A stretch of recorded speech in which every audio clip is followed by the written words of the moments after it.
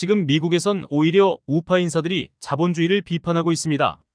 어떻게 된 일일까요? 아직 한국에서는 발간되지 않은 미국의 새 책 4권을 통해 정치 지형의 지각 변동에 대해 알아보겠습니다.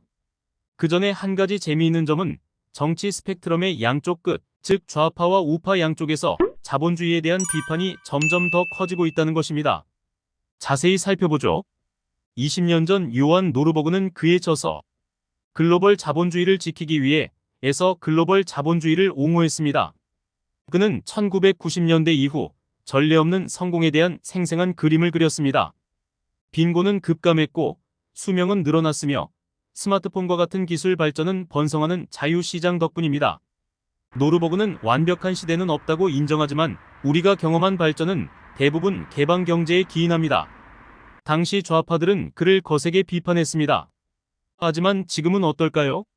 우파 인사들은 그가 좌경화되었다고 비난하고 있습니다. 한때 자유시장의 옹호자였던 공화당은 이제 중국산 제품을 비난하고 기업의 각성을 촉구하는 이들이 늘어나고 있습니다. 이제 11개 미국인 저널리스트 소랍 아마리를 만나보세요. 그는 저서 폭정 주식회사에서 소수의 자산을 소유한 엘리트들이 대중을 통제한다고 주장합니다. 그가 그리는 어두운 그림은 현대기업이 일상적인 미국인에게 행사하는 막강한 권력을 비판합니다. 그의 이야기는 미국의 불공정과 독재국가의 불공정을 섬뜩할 정도로 유사하게 그려냅니다. 좌파적 우려와 사회적 보수주의가 독특하게 결합된 아마리는 균형을 맞추고 사회적 가치를 보호하기 위해 국가가 개입할 것을 촉구합니다. 더 자세히 보면 아마리는 다른 좌파 인사들과 마찬가지로 기업의 침략적 관행을 비판합니다.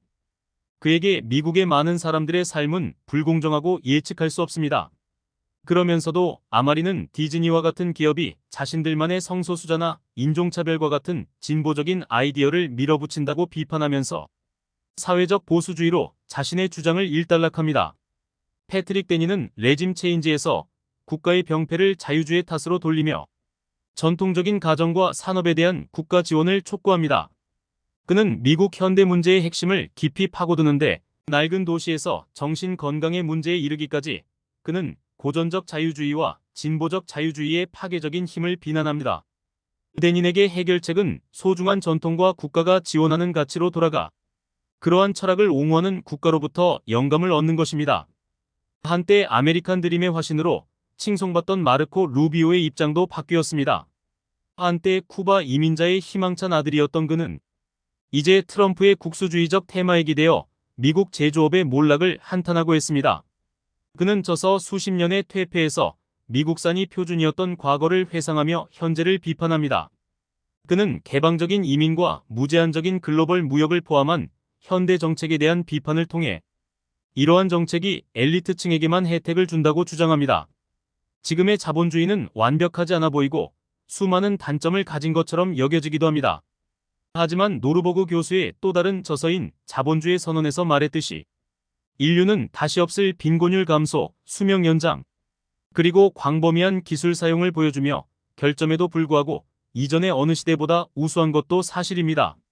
급변하는 세상에서 이러한 목소리는 우리에게 숙고할 기회를 줍니다. 어떤 길이 가장 번영하는 미래로 이어질까요? 그리고 어떤 내러티브가 우리를 번영으로 인도할까요? 그리고 대한민국이 가야 하는 길은 무엇일까요? 우리의 생각을 정리할 때입니다.